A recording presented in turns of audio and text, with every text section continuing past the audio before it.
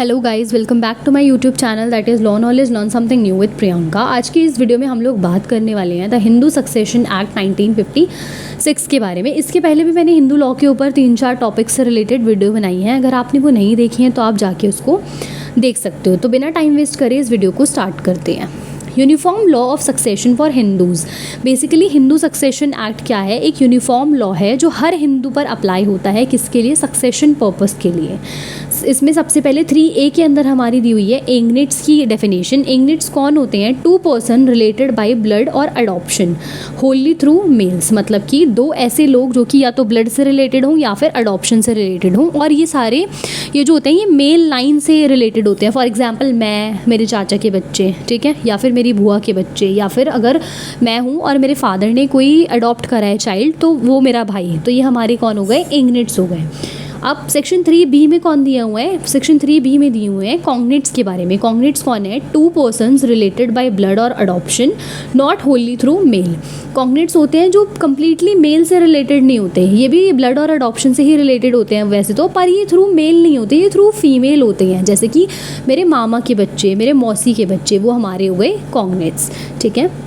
उसके बाद है सेक्शन नंबर 3D जो कि बात कर रहा है कस्टम एंड यूजेज की। वो क्या बोल रहा है? कस्टम जो है वो कॉन्टिन्यूस होते हैं, मतलब कि बहुत टाइम से चलते आ रहे हैं और हमेशा चलते रहेंगे। कॉन्टिन्यूस है, वो यूनिफॉर्म है, मतलब हर जगह एक जैसे ही हैं। ऑब्जेक्शन फॉर लॉन्ग टाइम, बहुत टाइम से चलते आ रहे हैं। Obtained by force of law, law की वजह से ऑब्टेन किए जाते हैं। नॉट अनरीजनेबल, ये अनरीजनेबल नहीं है। कस्टम्स के पीछे कुछ ना कुछ रीज़न ज़रूर है, सर्टेन होते हैं ये। And not oppose to public policy, public policy के खिलाफ बिल्कुल भी नहीं होते हैं ये। उसके बाद है सेक्शन 3F जो कि बात कर रहा है हायर्स की। हायर्स कौन होते हैं? या तो मेल होगा या फिर फीमेल होगी। एंटाइटल टू सक्सीड प्रॉपर्टी, मतलब कि सक्सीड प्रॉपर्टी पे जो भी आपके हायर्स होंगे वो आपके या तो मेल होगा या फीमेल होगा, ऑब्वियस सी बात है। तो वो होती हैं हमारे हायर्स, मतलब कि मैं हूँ, मेरी एक प्रॉपर्टी है और मेरी प्रॉपर्टी पे जो जिसका जिसका हिस्सा होगा वो मेरे हायर्स हो जाएंगे, ठीक है। उसके बाद है 3G बात कर रहा है एंटेस्टेट की, जो कि क्या बोल रहा है? Person has not made testamentary disposition if dead without will. मतलब एंटेस्टेट वो पर्सन होता है जिसने अपनी विल नहीं बनाई और उसकी डेथ हो जाती है। वो बिना विल बनाए ही डेथ हो जाती है उसकी, उस पर्सन को एंटेस्टेट बोला जाता है। उसके बाद हमारा सेक्शन 4 आता है। सेक्शन 4 बोल रहा है कि ये जो एक्ट है ये रेट्रोस्पेक्टिव नहीं है, प्रोस्पेक्टिव है। मतलब सिर्फ आगे की चीज़ों पे अप्लाई होगा, बैकवर्ड में कोई भी इसकी एप्लीकेशन पे कोई भी वो नहीं पड़ेगा। उसके बाद है सेक्शन नंबर 5 जो कि बात कर रहा है not applied on return certain properties, कुछ प्रॉपर्टीज़ पर अप्लाई नहीं होता है ये। उसके बाद बात हो रही है सेक्शन नंबर 6 की, जो कि बोल रहा है डिवोल्यूशन ऑफ इंटरेस्ट इन को पार्सनरी प्रॉपर्टी, कि को पार्सनरी प्रॉपर्टी में किस किस का राइट होता है। अब 2005 के बाद से 9 सितंबर में आया था बेसिकली। 2005 9 सितंबर से डॉटर्स का भी राइट होने लगा है एज को पार्सनर्स, ठीक है। तो बाय बर्थ बिकम को पार्सनर एज सन, वो जब से पैदा होती हैं तब से ही को पार्सनर मानी जाती हैं एज सन, जैसे कि बेटों को माना जाता है वैसे ही। हैव सेम राइट इन को पार्सनरी प्रॉपर्टी एज सन, जैसे बेटों का राइट होता है ऐसे ही बेटियों का भी होता है।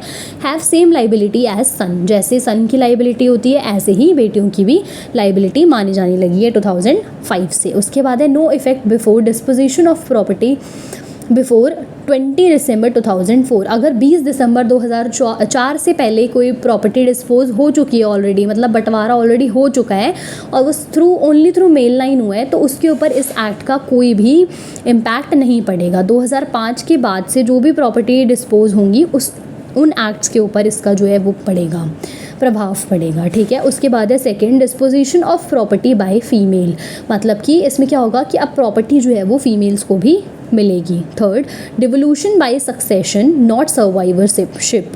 डिवोल्यूशन जो होगा वो सक्सेशन के थ्रू होगा, ना कि सर्वाइवरशिप के थ्रू, मतलब कि जो जिंदा रहेगा उसके बेसिस पे नहीं होगा बल्कि सक्सेशन के बेसिस पे होगा।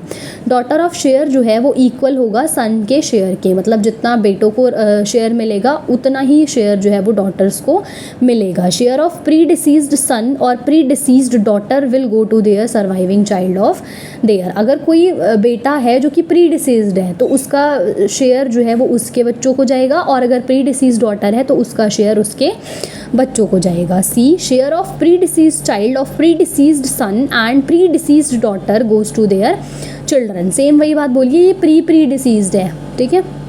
उसके बाद है सन्स पायस ऑब्लिगेशन। सन की जो है वो पायस ऑब्लिगेशन मानी जाती है, मतलब कि अगर पापा के ऊपर कोई उधार था तो ये बेटे की लाइबिलिटी बनती है कि वो उस डेट को चुकाए। सन्स पायस ऑब्लिगेशन का मतलब ये है। उसके बाद है section 6 not applied on partition before 20 December 2004, ये हमने अभी पढ़ा था। उसके बाद ये कुछ इंपॉर्टेंट केसेस हैं जिसको हम डिटेल में फ़िलहाल तो नहीं पढ़ेंगे क्योंकि प्रीलिम्स के लिए है, बट हाँ आप इसको गूगल करके इनकी समरी देख सकते हो, ठीक है। उसके बाद है बेसिकली वो जो केसेस थे ना वो इसी से को फीमेल को पासने से रिलेटेड थे। उसके बाद है सेक्शन नंबर 7 जो कि बात कर रहा है devolution of interest in the property में इंटरेस्ट जो है वो कैसे डिवॉल्व होगा। फर्स्ट मैट्रिलिनियल जॉइंट फैमिली, मतलब अगर मैट्रिलिनियल जॉइंट फैमिली है तो in such system property was held collectively by the family on the death of member his her interest did not pass to heirs individually but the property remain with the collective family unit. मतलब कि अगर किसी की death हो जाती है तो property जो है वो कलेक्टिवली ही रहेगी, उसका शेयर जो है वो आगे पास नहीं होगा, प्रॉपर्टी कलेक्टिवली ही रहेगी। सेकेंड एक्सेप्शन है तवाजी प्रॉपर्टी। तवाजी प्रॉपर्टी क्या होता है, if the deceased has a separate property of a tavazhi it devolve upon their heirs in that line. अगर डिसीज की कोई सेपरेट प्रॉपर्टी है तवाजी के अंदर तो वो प्रॉपर्टी जो है वो उसके बच्चों को मिल जाएगी। उसके बाद है पेट्रिलिनियल सिस्टम। पेट्रिलिनियल सिस्टम में क्या बोला गया है, devolution was as per the ordinary rules of succession laid in section 8 of Hindu succession act interest of deceased Hindu male in an illom and devolved as if illom was a Hindu joint family under Mitakshara law.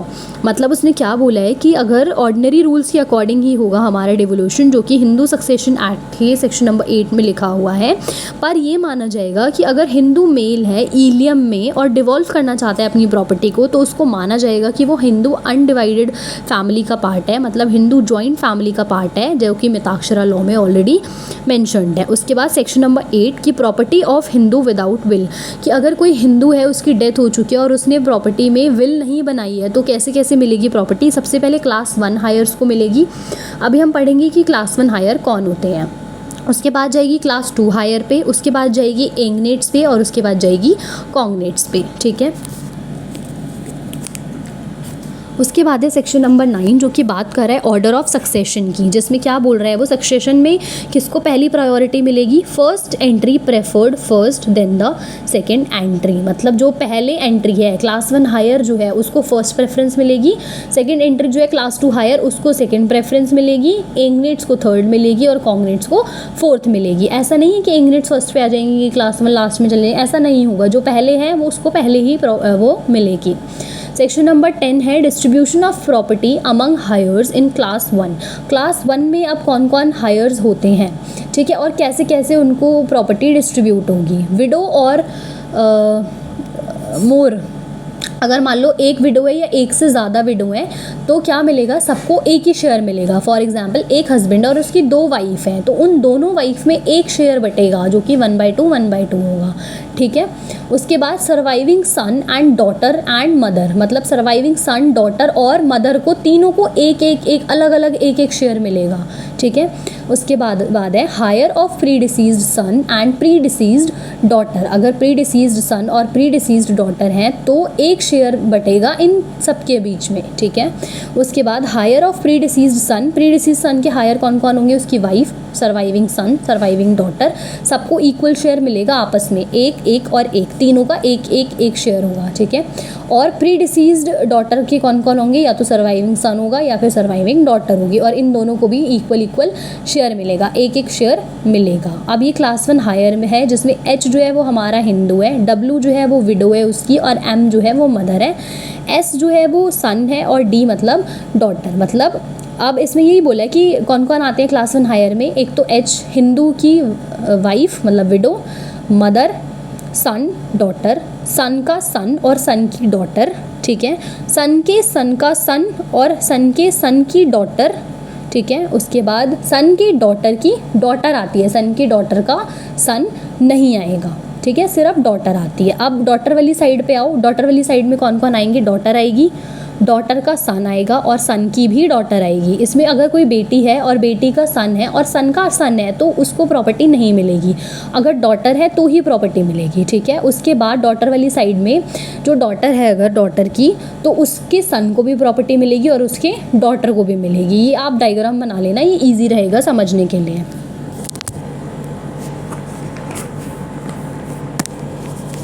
उसके बाद ये हमारे class 1 higher पूरे लिखे हैं, जिसमें कौन कौन लिखा है।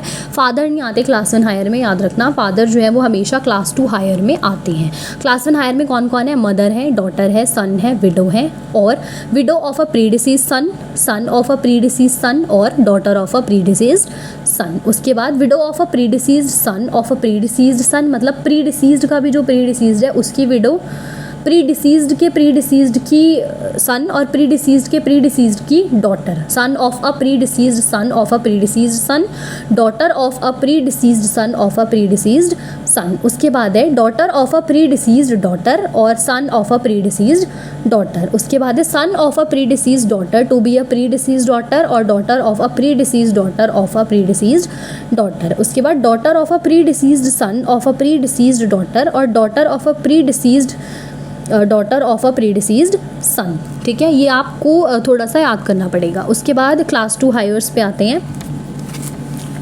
क्लास 2 हायर्स में हमारे आते हैं सबसे पहले फादर आते हैं, मदर आती है, फादर आते हैं। ये डायग्राम आप बना लेना और ये आपको मैं समझा रही हूँ पूरा। सबसे पहले फादर आते हैं, सन्स डॉटर सन आती है, सन्स डॉटर्स डॉटर आती है, ब्रदर आते हैं और सिस्टर आती है।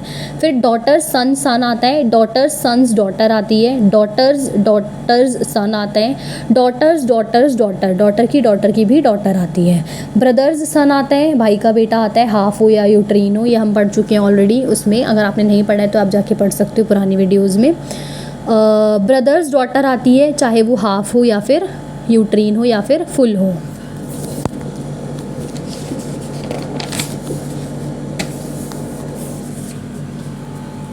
उसके बाद आते हैं सिस्टर्स सन, सिस्टर का भी सन आती है। फिर सिस्टर्स डॉटर, सिस्टर की डॉटर आती है, चाहे वो हाफ हो और चाहे वो फुल हो। उसके बाद आते हैं फादर्स फादर, फादर के भी फादर आते हैं, और फादर्स मदर, मतलब दादा दादी एक तरीके से, ठीक है।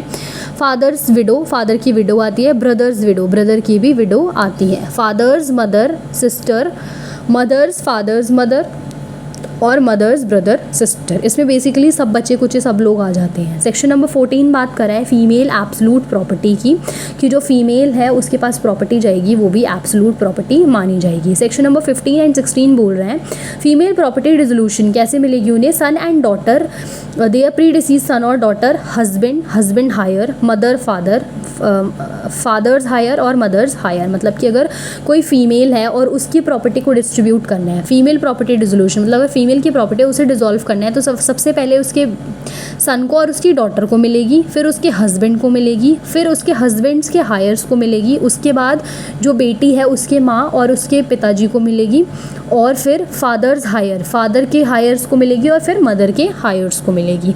Inherited property from her father और मदर, नो सन और डॉटर। अगर इनहेरिटेड प्रॉपर्टी है और उसका कोई बेटा या बेटी नहीं है तो property dissolves on heirs of father, तो प्रॉपर्टी जो है वो फादर के हायर्स में डिसॉल्व हो जाएगी। इनहेरिटेड प्रॉपर्टी फ्रॉम हस्बैंड, अगर उसने कोई हस्बैंड से प्रॉपर्टी ली है या फिर फादर इन लॉ से ली है और कोई सन और मदर लॉ सन और डॉटर नहीं है तो प्रॉपर्टी जो है वो हस्बैंड के हायर्स में डिसॉल्व हो जाएगी। मतलब अगर प्रॉपर्टी उसकी माता पिता की साइड से थी, ठीक है, तो उसके माता पिता की साइड में चली जाएगी, उसके हायर्स को मिल जाएगी, और अगर प्रॉपर्टी उसके पति के साइड की थी तो उसके पति के हायर्स में वो प्रॉपर्टी जो है वो डिस्ट्रीब्यूट हो जाएगी। उसके बाद है सेक्शन नंबर 18 to 28 जो कि बात करें general provisions that are related to succession, जिसमें सेक्शन नंबर 18 बोल रहा है full blood preferred on half blood, मतलब फुल ब्लड को पहले ज़्यादा प्रेफरेंस दी जाएगी, हाफ ब्लड को बाद में प्रेफरेंस दी जाएगी। पहले फुल ब्लड आएगा फिर हाफ ब्लड वाले लोग आएंगे। सेक्शन नंबर 19 बोल रहे हैं मोड ऑफ सक्सेशन, कि आप कैसे सक्सेशन कर सकते हो। Of 2 or more heir they shall take property, कैसे अगर 2 या 2 से ज़्यादा प्रॉपर्टी हैं तो वो कैसे लेंगे, पर कैपिटा लेंगे, ना कि कि पर स्टेप लेंगे। मतलब कि फॉर एग्जांपल मैं हूँ, मेरी प्रॉपर्टी मेरे बच्चों में जाएगी, ठीक है, तो मेरी प्रॉपर्टी जाएगी मेरे बच्चों में, मेरे डॉटर के पास एक जाएगी, मेरे सन के पास एक जाएगी, ठीक है। उसके बाद अगर उनके कोई बच्चे हैं तो जो उनके पास प्रॉपर्टी गई है, फॉर एग्जाम्पल वन प्रॉपर्टी थी और 1/2 मेरी डॉटर को मिली है, 1/2 मेरे सन को मिली है, तो उनके बच्चों को जो है वो क्या मिलेगी, वो सिर्फ उस 1/2 का हिस्सा मिलेगा, ठीक है, जो मेरी गई है आगे। सम टोटल नहीं मिलेगी, पर कैपिटा मिलेगा, ठीक है। उसके बाद सेक्शन नंबर 20 बात कर रहा है right of child in womb. अगर कोई बच्चा वूम्ब में है, वो लिविंग पर्सन नहीं है, अनबॉर्न चाइल्ड है, तो उसका क्या राइट होगा, who was in womb at the death of intestate. मतलब अगर वो वोम में था जब डेथ हुई उसकी बिना विल बनाए पर्सन की, या फिर who is subsequently born alive, या फिर वो बच्चा जो जिंदा आ चुका है बाहर, तो उसका भी राइट होगा किसमें, प्रॉपर्टी में। सेक्शन नंबर 22 बोल रहा है preferential right to acquire property in certain cases. कुछ केसेस में अब प्रेफरेंशियल राइट होते हैं कि किसको प्रेफरेंस दी जाती है। One heir propose to transfer his interest, एक हायर को जो है उसका इंटरेस्ट ट्रांसफ़र किया जाता है। Other heir shall have preferential right, और दूसरे हायर के पास जो होते हैं प्रेफरेंशियल राइट होते हैं। कंसिडरेशन इफ़ नॉट डिसाइडेड, अगर कंसिडरेशन डिसाइड नहीं है तो कौन डिसाइड करेगा, बाय कोर्ट डिसाइड होगा। इफ़ 2 और मोर हायर, अगर 2 या 2 से ज़्यादा हायर्स हैं तो one who offer highest consideration, तो प्रॉपर्टी उसके पास चली जाएगी जो हाईएस्ट कंसिडरेशन पे कर रहा होगा। उसके बाद बात हो रही है सेक्शन नंबर 21 की, जो कि बोल रहा है it says to resolve inheritance when both individuals like father son dies in same incident and there is no evidence of who died first, then if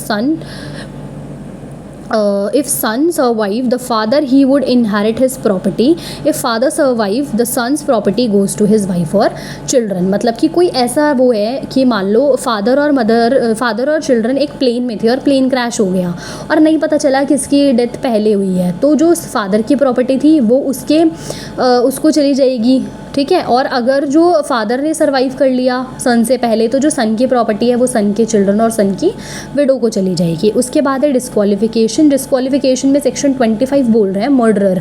for example मेरी प्रॉपर्टी थी, मेरी property हथियाने के लिए मेरा मर्डर कर दिया x ने, और वो भी मेरा हायर था, तो अगर वो मेरा मर्डरर है तो वो डिस्क्वालीफाई हो जाएगा, एक्स को जो है मेरी प्रॉपर्टी नहीं मिलेगी। उसके बाद है सेक्शन नंबर 26 जो कि बात कर रहा है कन्वर्ट डिसेंडेंट्स की। If person ceases to be Hindu by conversion, मतलब कि अगर पर्सन जो है वो सीज कर लेता है कि भाई मैंने अब कन्वर्ट कर लिया, मैं हिंदू नहीं रहा, तो वो पर्सन आगे वाले लोगों को डिस्क्वालीफाई कर देता है। फॉर एग्जाम्पल फादर थे, फादर ने अपनी प्रॉपर्टी जो है वो दी एस को, ठीक है, सन को, सन जो है उसने क्या कर लिया, कन्वर्जन कर लिया, कन्वर्ट हो गया वो किसी और धर्म में, तो ग्रैंडसन जो है वो ऑटोमेटिकली डिस्क्वालीफाई हो जाएगा उस ग्रैंड फादर की प्रॉपर्टी में। उसके बाद है सेक्शन नंबर 28 डिसीज डिफेक्ट, मतलब अगर कोई ऐसी डिसीज हो गई है या फिर कोई डिफेक्ट हो गया है तो उसके लिए कोई डिस्क्वालिफिकेशन नहीं है, वो क्वालिफाइड माना जाता है। फिर सेक्शन नंबर 27 बोल रहे हैं सक्सेशन व्हेन हायर डिस्क्वालिफाइड, अगर हायर्स डिस्क्वालिफाइड हो जाएं तो कौन सक्सेशन लेगा, as if the person died before इंटेस्टेट।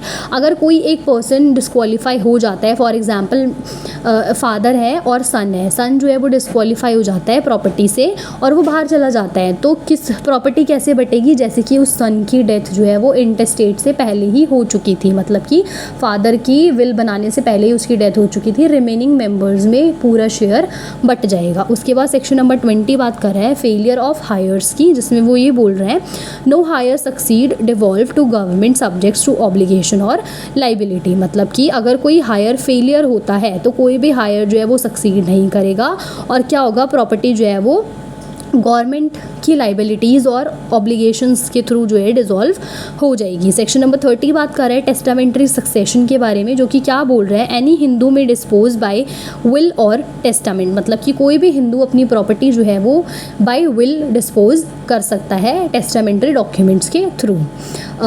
तो इसी के साथ हमने अपना पूरा हिंदू लॉ कवर कर लिया है। आई होप आपको इतना समझ में आ गया होगा। अब हम शुरू करेंगे नेक्स्ट सीरीज़ जो कि है मुस्लिम लॉ से रिलेटेड, और इसमें भी हमारे शायद मतलब 2-3 क्लास तो लगी जाएंगी आराम से। आई होप आपको इतना समझ में आ गया होगा। और अगर हिंदू लॉ में आपको कोई भी डाउट हो तो please let me know in the comment section. Plus अगर किसी भी चीज़ के नोट्स चाहिए हो तो मुझे कमेंट करके बताओ, और किसी ने पुरानी वीडियोस नहीं देखी हैं तो वो भी जाकर देख सकते हो।